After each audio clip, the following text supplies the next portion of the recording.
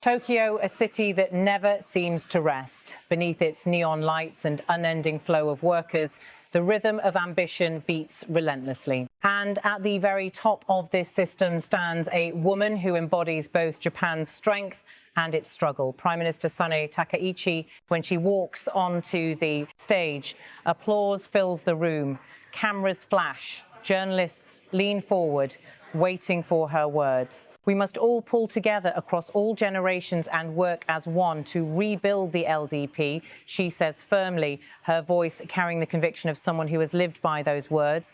Then she adds something that would soon define her leadership. Everyone will have to work like a horse. It was a phrase that ignited both admiration and alarm. Admiration, because Japan's culture deeply values diligence and sacrifice.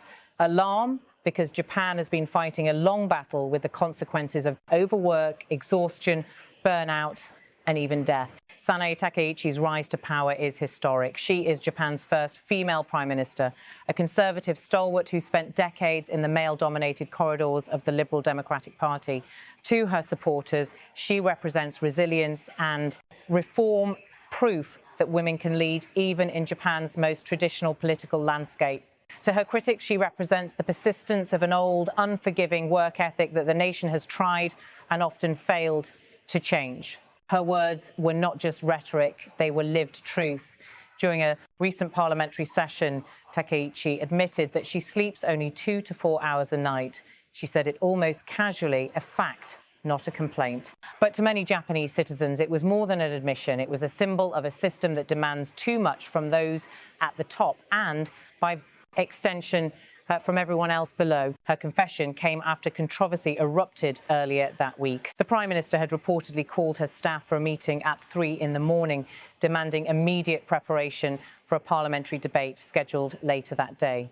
For many, it was déjà vu, a reminder of the country's culture of endless work, of lights glowing in office towers long past midnight, of trains that carry the weary home as dawn breaks. Japan's work culture has long been admired for its productivity, but it has also been feared for its toll. The term karoshi, death by overwork, entered the dictionary decades ago. It is not just a word, it is a social wound.